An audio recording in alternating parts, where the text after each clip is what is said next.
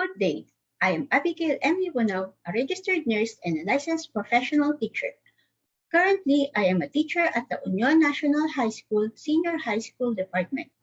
It is my honor to present to you today my study entitled Teachers' Health-Related Behaviors, Basis for a Health Promotion Program.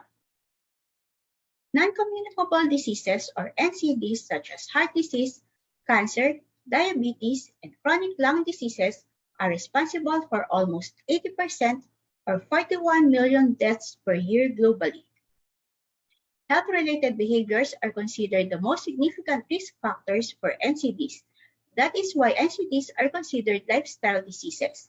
The four most common risk factors for NCDs are smoking, drinking, unhealthy diet, and physical inactivity. Modifying these risk factors can lower a person's risk of developing NCDs. Teachers' health is important to ensure quality education to students. However, the challenges that teachers experience regularly in the classroom resulted in a growing number of NCDs among teachers. As a nurse and a teacher myself, this inspired me to advance this study to promote overall health and well-being among teachers to prevent and control the occurrence of NCDs among teachers. This study aimed to determine the teachers' health-related behaviors as basis in the formulation of a health promotion program. Specifically, it sought to answer the following questions. Number 1, what is the profile of teachers as to A, modifiable risk factors, marital status, employment status, type of school, and number of years in teaching? And letter B, non-modifiable risk factors, age, sex, personal medical history, and family medical history. Number 2, what is the extent of practice of teachers' health-related behaviors along medical checkup, physical activity, diet and nutrition, rest and sleep, tobacco avoidance, and alcohol abstinence? Number 3, is there a significant relationship between the profile of respondents and the extent of practice of teachers' health-related behaviors? Number 4, what health promotion program for teachers can be proposed? And number 5, what is the validity of the proposed health promotion program? For the methods of the study, descriptive developmental research design was used in the study. Junior and senior high school teachers of selected public and private high schools in the city of San Fernando, La Union served as participants of the study. For the data gathering tool, a researcher-made questionnaire adapted from WHO STEPS instrument was used to gather data.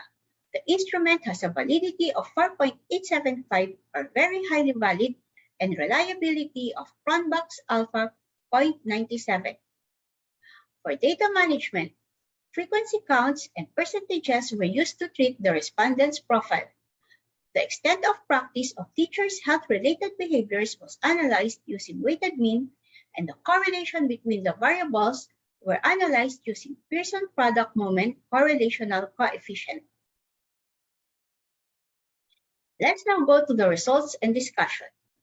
For the profile of respondents considered as modifiable risk factors, it was found that majority of the teachers with 60.5% were married and 37.1% were single. For employment status, 80.9% of teachers has a permanent employment status, while 4.8% are on contractual employment status. For the number of years in teaching, 42.9% are new to the profession, with 1 to 5 years in teaching, while the lowest percentage, or 7.1%, came from teachers with 16 to 21 years in teaching. For the type of school, 50% of teachers came from public schools and 50% from private schools, and this was based on the sampling design of the study. For the profile of the respondents considered as non-modifiable risk factors, majority of teachers, or 35.7%, are 20 to 29 years old, while 2.4% are 60 years old and above.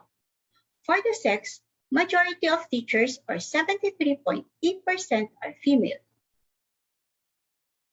For personal medical history, 62.9% of the teachers have no personal medical history of NCDs, And for family medical history, 63.8% of teachers have family history of NCDs. For the extent of practice of health-related behaviors, the study's findings implied that having a medical checkup is rarely practiced by teachers, which means that teachers go to the doctor for a medical checkup or laboratory tests as needed only or when they feel something is wrong with their health condition. On the other hand, teachers always practice tobacco avoidance and alcohol abstinence. This means that teachers avoid tobacco and alcohol use 7 days a week or without fail. For the correlation of profile of respondents and the extent of practice of teachers' health-related behaviors, marital status is correlated with medical checkup and diet and nutrition. With most of the teachers being married, time and financial constraints are the most common barriers to going for medical checkups. On the other hand, several studies indicate that couples are more likely to eat more consciously and more healthily. The type of school is correlated with sleep and rest and tobacco avoidance. Number of years in teaching is correlated with medical checkup, diet and nutrition, tobacco avoidance, and alcohol abstinence. As teachers' years in the service increase, they are exposed to daily stress longer, which increases their risk for NCDs. And as most of the respondents are only 1 to 5 years in the teaching profession, they have not yet been exposed to stress that long compared to teachers with longer length of service. Also, young and new teachers value health the most, thus smoke and drink less and eat healthier. Age is correlated with medical checkup and diet and nutrition. Younger people do not go to the doctor as often as other age groups and put off getting medical care in favor of other priorities. They just consult the internet instead of going to a doctor. On the other hand, young people have healthier eating habits and are much more interested in and willing to pay higher prices for food products they perceive to be healthier. And lastly, personal medical history is correlated with medical checkup. As most teachers do not have a personal medical history of NCDs, they do not feel the need to go to the doctor for medical checkup frequently. On the other hand, teachers' health-related behaviors has no correlation with employment status, sex, and family medical history. Based on the results of the study, a health promotion program for teachers for prevention and control of NCDs was designed with the following components: medical checkup, physical activity, sleep and rest, and diet and nutrition. The health promotion program has a validity of 4.26, or very highly valid. Based on the results of the study, it was concluded that there is a correlation between the teacher's profile and the extent of practice of health-related behaviors. Even though participants are non-smokers and non-drinkers, there are some lifestyle factors that giving attention to medical checkup, physical activity, and sleep and rest, as well as presence of risk factors that may jeopardize their health. Therefore, adoption of a health promotion program to guide teachers to modify their behavioral risk factors for prevention and control of non-communicable diseases is strongly endorsed. To end my presentation, I would like to share with you a quote from the World Health Organization.